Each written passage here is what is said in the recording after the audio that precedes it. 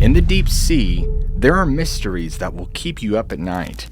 Unknown sea creatures attacking Navy vessels, strange pathways appearing in the middle of the ocean without explanation, bizarre structures discovered under the ocean that were not built by humans. This episode will take you through 3 cases that prove we don't know anything about what's in the ocean. You won't want to miss this one. On a calm day in 1978, a sonar technician named Petty Officer Ira Carpenter sat in front of his monitoring equipment deep inside the USS Stein, a Knox-class frigate cruising through the deep Pacific waters somewhere between Mexico and Ecuador. The Stein was specifically designed for anti-submarine warfare, and Ira's job as what the Navy called a ping jockey was to listen for any underwater acoustic signatures that might indicate Soviet submarines lurking beneath them. Ira had been on countless patrols just like this one since the ship was commissioned back in 1972.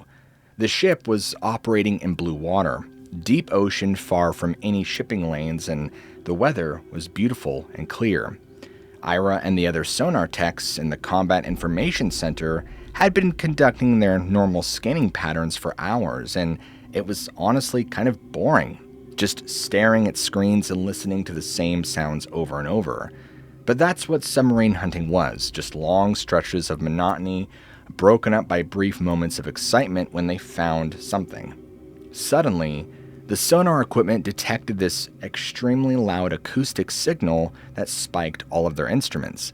The sound was deafening compared to the normal ambient ocean noise they were used to. Then, immediately after this massive noise spike, something strange happened. The entire sonar system just failed. It went dead. The characteristic pinging that had been their constant companion suddenly stopped, and it created a silence in the room. Alarms started going off all over the Combat Information Center. Ira and the other technicians immediately jumped into action, running emergency diagnostics on all the equipment. They were thinking maybe there was some kind of electronic malfunction.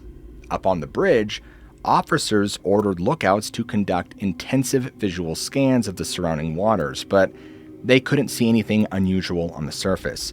There were no other vessels nearby, at least according to radar, and nobody on the ship had felt any kind of impact or jolt that would suggest they'd collided with anything. But after the technical investigation, it became clear that there was likely physical damage to the external Sonar Dome, that big fiberglass structure beneath the bow of the ship that housed their advanced sonar system. This was extremely concerning because without functioning sonar, they had essentially lost their primary submarine detection capability. They were basically blind to underwater threats. The commanding officer assessed the situation and made the decision that they had to abort the mission. The USS Stein altered course and headed back toward their home port in California as quickly as possible. During the journey back, engineering teams tried everything they could to diagnose and fix the sonar failure, but nothing worked. This just confirmed that there had to be physical damage to the dome itself. The entire crew started speculating about what could have possibly happened. Some thought it must have been a mechanical failure. Others suggested maybe they'd hit a shipping container or, some large piece of floating debris, but nobody really knew what had happened. And this event set the tone throughout the ship during the entire trip back. When the USS Stein finally arrived back in California, the ship was immediately placed in dry dock so they could thoroughly examine the hull and sonar dome. Navy engineers and shipyard workers prepared to inspect every inch of the underwater surfaces. As soon as all the water was pumped out of the ship and it was fully exposed, inspection teams approached the sonar dome. And what they discovered shocked everybody. About 8% of the sonar dome's special rubber surface, a coating that prevented marine growth and ensured clear sound transmission, was extensively damaged. There were multiple sections completely ripped open.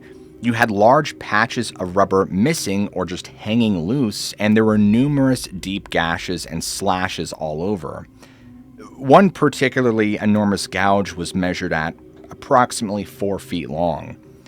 Ira was actually part of the inspection team, and to him, it looked like the dome had been attacked by a congregation of alligators. The reason for this is that the rubber appeared to be violently torn rather than showing signs of, mechanical wear and tear. And then they found something even stranger. There were several broken off hooks or claws embedded deeply in the torn rubber. These curved tooth-like objects were found lodged at the bottom of many of the gashes. The inspection teams carefully extracted all these objects for further analysis and took comprehensive photographs of the damage. Even veteran sailors with decades of experience were just astonished by what they were seeing because nobody had ever seen damage like this before. The Navy assigned a respected marine biologist named Dr. Forrest G. Wood to examine these strange findings. And when Dr. Wood started his laboratory analysis, he determined pretty quickly that these objects weren't bone or mammal teeth. In fact, further analysis identified them as chitinous hooks, the kind typically found on squid tentacle suction cups. The hooks perfectly match the pattern of slashes in the rubber coating, confirming they function like the teeth or claws that squids use to grasp prey. But there's a twist, because when Dr. Wood measured these hooks and compared them to known squid species, he discovered they were significantly larger than hooks from any documented giant squid. They weren't like the hooks of either the giant squid or a colossal squid. And after comparing them to all established squid anatomy references, the conclusion was that they came from an unknown species. Another Navy biophysicist reviewing the incident, named C. Scott Johnson, stated that the culprit was an extremely large species still unknown to science. Now, based on the size of these hooks and just anatomy ratios, Dr. Wood estimated the creature's possible size at 150 feet from tentacle tip to tail. Folks, that is humongous. That's several times larger than any known giant squid, which typically only reach about 30 to 40 feet. That means this thing was potentially 3 times larger than the largest officially recorded giant squid. In the formal incident report, Dr. Wood concluded that it was a giant squid, just far beyond the size of any scientifically documented specimen. This unknown creature was unofficially dubbed the Stein monster. After complete replacement of the rubber coating on the Sonar Dome and more thorough testing of all the components, the USS Stein was certified fully operational and returned to normal service. The Navy didn't publicly announce details of the incident at this time, and information remained primarily within naval and scientific circles. It wasn't until about 2 years later in 1980 that wider public interest developed when researchers for TV series Arthur C. Clarke's Mysterious World learned of the incident and then obtained access to footage of the damaged dome and the claw hooks. The USS Stein incident was featured in an episode about potential modern evidence for sea monsters, with the presentation framing it as possible scientific evidence that the legendary Kraken might actually be real. There's speculation that the squid was actually smaller than what was estimated, though, or that the damage done was from multiple smaller squids. The reason for the attack could have been due to the squid mistaking the dome's acoustic emissions with those of a sperm whale, a squid's natural predator. But here's the second twist. The hooks recovered from this incident remain different from those of any known specimen, and if anything, stands as one of the most credible modern accounts of a possible encounter with an unknown marine creature. On the morning of April 12, 2021, a fisherman named Alexei Petrov woke up while it was still dark outside. He lived in a small village called Douai on Sakhalin Island, which is a place that sits between Russia and Japan. Alexei had been fishing these waters his entire life, just like his father and his grandfather before him. And on this particular morning, he knew something special was happening with the tides, because the night before, all the older men in the village had been talking about how the next morning was going to have one of the lowest tides anybody had seen in years. The moon and sun were lined up just right, And there were these strong offshore winds pushing the water away from the coast. For fishermen like Alexei, extreme low tides were basically like Christmas morning because they could access parts of the shore that were normally underwater to collect shellfish. So he went down to the shore just as the sun was starting to come up. He had his rubber boots on and was carrying this big plastic bucket for whatever he might find. And as he walked along the beach toward his usual spot, he noticed something strange in the distance. There was a dark line stretching from the shore out into the water. And initially, he thought maybe it was just some kind of seaweed or debris that had washed up, but he got closer to inspect it, and he just stared down at it because it didn't make any sense. It looked like a road, a perfectly straight road made of giant stone blocks stretching from the beach directly out into the ocean. He later told people around him that at first he thought his eyes were playing tricks on him. He rubbed them like in a cartoon, but the stone path was still there. He walked right up to it and stepped onto it. And the stones, folks, they were huge, like one was several feet across, and they fit together in this strange pattern where they all had these straight edges forming these polygon shapes. And the surface was worn. It was really smooth, like it had been polished. And the craziest part was how straight it was. It was perfectly perpendicular from the shore out into the ocean for what looked like hundreds of feet before disappearing under the water. It was wide enough that 3 or 4 people could walk side by side on it. And in all of his years fishing this coast, he had never seen anything like this. I mean, sure, sometimes during really low tides, you might see the tops of rocks or, something poking out of the water, but nothing that looked so intentional. So he did what anybody else would do. He pulled out his phone, started taking pictures, but he knew this wouldn't last long, that the water would be coming back soon. So he called his brother Ivan, who lived just up the hill from the beach, and he told Ivan to come down right away and to bring more people. And something weird was happening on the beach.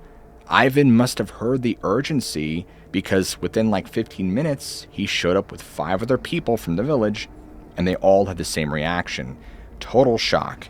And by this point, word was spreading through Douai like wildfire. People were running down to the beach with their phones and cameras, and kids were skipping school. The old babushkas who could barely walk were hobbling down there with their canes. Everyone wanted to see this strange stone road that had somehow appeared in the sea. One of the people who came running down was a guy named Victor who worked for the local cultural society. Immediately, he just started taking measurements and detailed photographs. And he was like, we need to document everything before the tide comes back. And he was right, because they only had about an hour or so before the water would start covering the stones again. As people walked along the stone path, they started coming up with some interesting theories. Initially, it was assumed that this was the remains of an old pier or dock from when this town was a bigger coal mining port back in the early 1900s. That made sense to a lot of people, but others disagreed.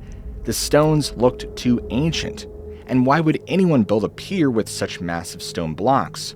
Now, by mid-morning, the tide had started to come back. People watched as the water gradually reclaimed the stone path, covering it inch by inch until it was completely beneath the waves. By noon, there was no sign it had ever been there. But the photos and videos had already begun circulating. By that evening, people from neighboring villages were showing up, hoping to catch a glimpse of this mysterious road, but they were too late.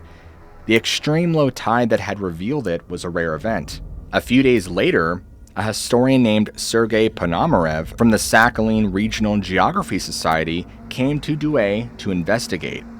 Initially, he thought the fisherman's pier theory might be right, so he went looking through old photographs of the port from 100 years ago to see if they showed any kind of stone causeway or pier where the path had appeared.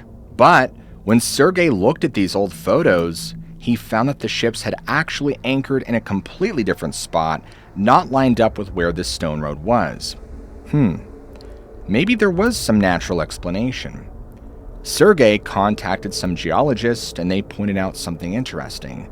The stone path was actually lined up perfectly with this geological feature called an anticline. Basically, a fold in the rock layers where they've been pushed up into an arch. And the geologists explain that sometimes when rocks get folded like that under tremendous pressure, they can naturally fracture into these polygon patterns. But not everyone was convinced by the geological explanation. The photos of the stone path had already gone viral, and not just in Russia, but all over the world. And people began comparing them to other mysterious underwater structures like the Yonaguni formations near Japan, or the Bimini Road in the Bahamas. Some were even talking about ancient lost civilizations or aliens.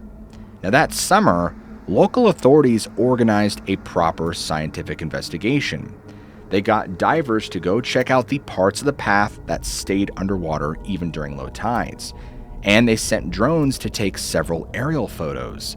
They had geologists collecting rock samples because they really wanted to figure out what it was. The divers confirmed that the stone path actually continued underwater for quite a distance, though it was harder to see because it was covered in seaweed and barnacles. They couldn't find any obvious tool marks or signs that humans had built it, but the visibility wasn't great. The geological team found more evidence supporting the natural formation theory. They confirmed that the stone path sat right on the axis of this anticline fold, and they found similar rock layers in the nearby cliffs that showed the same pattern. According to them, what people were seeing was basically the exposed spine of this fold, where the hardest rock had resisted erosion, while softer materials around it had been washed away over the years. But the archaeological team wasn't ready to dismiss the possibility that humans had been involved. They kept pointing to how unusually straight and uniform the path was. And folks, nature doesn't usually work in straight lines. Even today, scientists are still studying the stone path of Sakhalin. They've done ground-penetrating radar to see what's under the sea floor, and they've analyzed the rock. And they still don't completely agree on whether it's 100% natural or if humans had some hand in creating it. As of now, it's a mystery. In the summer of 1975, a 23-year-old man named George Martin sat at his desk in Puerto Rico, carefully reading through a newspaper article that had caught his attention. George had always been fascinated by unexplained phenomena, but this particular story made him lean forward with intense interest. It was about a fisherman who claimed to have encountered and killed a strange, non-human creature in a cave at Cerro Las Tejas, a mountain peak not far from where George lived. George had been born in New York City to Puerto Rican parents in '52, but when he was just 5 years old, his family decided to return to their homeland. And growing up on the island gave George a deep connection to Puerto Rico's geography, its communities, and even its legends. And as a young man who had been casually collecting newspaper clippings about these kind of incidents for years, he just felt drawn to this case in a way that would ultimately shape his entire life. The newspaper article described how a fisherman named Jose Chino Zaya and his friend had gone night fishing when they discovered some deep caves while exploring the mountain. Curious, they decided to enter, and inside, they encountered a group of small humanoid creatures that were clearly not human. They had unusually thin bodies with disproportionately large heads and eyes. And one of these small creatures suddenly grabbed Zaya by the leg, and in his panic, he grabbed a nearby stick and struck it on the head, killing it instantly. Terrified, both men fled the cave, but they made the decision to take the dead creature's body with them as evidence. When they got home, Zaya had preserved the body in a jar filled with formaldehyde. Days later, still frightened by what had happened, Zaya reported the incident to the police. Officer Osvaldo Santiago responded to the unusual report and visited Zaya's home to investigate. When Santiago examined the preserved creature in the jar, Zaya begged him to take it away, fearing retaliation from other creatures. Officer Santiago had taken possession of the specimen and, unable to keep such a discovery secret, told his wife about it. It caught on, and word of these specimens spread throughout the district, until a prominent businessman arranged for scientific examination. Professor Calixto Perez from the University of Puerto Rico had examined the remains and measured the creature at just over 12 inches long, with an extremely thin body and a disproportionately large head. The conclusion was this verbatim: "In my opinion, this is something extraterrestrial." After reading the article several times, George knew that if this was real, it could validate so many other unexplained incidents that he'd been researching. So over the following few weeks, George tracked down as many people as he could that were connected to it. He spoke with several fishermen who had heard about this thing. He tried to find Officer Santiago, and he even attempted to locate this professor to verify his examination. And by the end of his investigation into the Cerro Las Tetas creature, George had managed to see photographs of the preserved being, and what he saw convinced him that there was something truly unusual happening. The thing had exactly matched the descriptions, including visible damage to the skull consistent with Zaya's account of striking it. George had expected to find inconsistencies or evidence of a hoax, but that's not at all what he found had suggested. During this time, George was also gaining a reputation for taking these accounts seriously, and more witnesses began to seek him out. Now, in the early 80s, George heard about another strange occurrence, this time in the Ponce City area.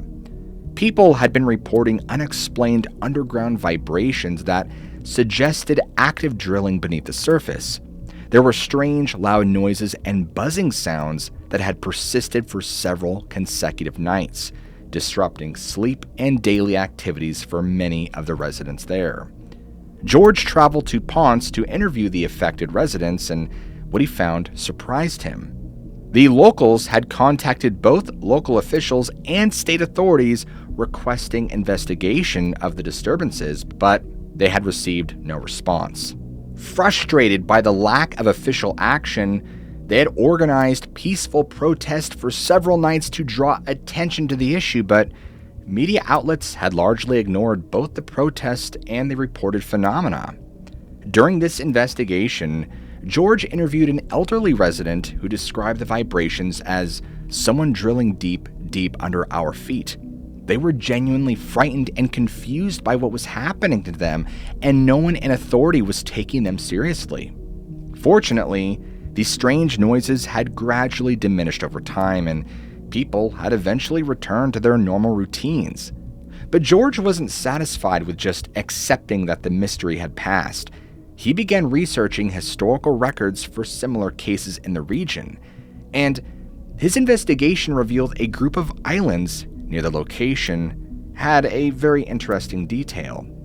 The twist here is that this group of islands had frequent UFO sightings and various reported anomalies over many years. This led George to begin developing theories connecting the underground sounds to possible hidden facilities. The Ponce incident became a pivotal case in establishing his career as Puerto Rico's premier UFO investigator. Now, fast forward again by the early 1990s, George had turned his attention to UFO sightings in El Yunque Forest, a tropical rainforest that sits in northeastern Puerto Rico. There, he conducted extensive fieldwork, often under difficult conditions, interviewing numerous witnesses who reported strange lights and craft over the area. And this is where it gets really interesting. George began to theorize that El Yunque might host a hidden extraterrestrial base, and that so far everything was connected to this, somehow, but he wasn't sure yet. Jumping in time again to 1996, George made a significant advance in his research. He discovered photographs taken during NASA's STS-80 mission. The photos that were captured showed apparent UFOs in the vicinity of Vieques Island. All of this just continued to prove one major revolution to George. But what? He wouldn't say yet. Now, during this time, he interviewed a fisherman on Vieques Island who reported a strange empty spot in an underwater canyon south of Vieques. The conclusion from this was that there was something massive below. What? No one knew for sure. During the same time, another fisherman, Alicio Ayala, told George that while they were out south, they spotted several glowing objects submerged in the water. Now, this occurred in the south depth zone, near where the Moanabu Lighthouse is located. But folks, that's not all. Many other residents shared similar accounts of gray alien-like creatures emerging from and returning to the sea. George meticulously documented these testimonies, noting correlations between accounts and continued gathering evidence near El Yunque on the main island. However, it wasn't until the year 2000 that George would publish all of this research on the Cerro Las Tetas creature from years past, including the documented details and the photographs in a magazine. But the strangest part is that shortly after it was published, the remains of the creature mysteriously vanished. Finally, jumping ahead to 2012, George made what he considered his most significant discovery while reviewing geographic and oceanographic data. He identified what appeared to be mysterious structures beneath the waters near Puerto Rico, located south of Ponce and extending east towards Vieques Island. One structure appeared as a very flat, straight line across the floor, while another resembled a square or rectangular structure with very defined angles. The artificial appearing nature of these formations contradicted natural geological explanations, and George began asking the right questions. Is this a secret U.S. military base or an alien submarine base? He, however, leaned on the side of it being a military base and that these underwater tunnels were a secret project developed by the Navy. Interestingly, he speculated that due to a base closure that happened in the year 2000, the Navy has since shifted their efforts to a giant base deep in the ocean. Now, here's the major twist. After further analysis, George came to his final conclusion on everything that's been happening. This was the work of non-human entities expanding or maintaining their underwater base. First, these structures were absolutely enormous, stretching for miles across the ocean floor. Secondly, they were located at depths that would crush any known human submarine technology. And third, building something this massive would require technological capabilities far beyond what even the most advanced military black projects could achieve. Couple that with the creature in the jar from Cerro Las Tetas, the vibrations under ponds, the countless UFO sightings over El Yunque, the testimonies from the fishermen who'd seen these glowing objects entering and exiting the water, the reports of gray beings emerging from the sea. Folks, it's all connected. Puerto Rico wasn't just experiencing random unexplained phenomena, it was a hub of non-human activity centered around these massive underwater structures. But of course, this is all just speculation. And as of today, these things are still being reported by witnesses all over the area. Unfortunately, all of it remains a mystery. And because you guys have made it this far into the episode, I want you to all comment below down in the deep blue. So that way I know who made it to the end and who didn't.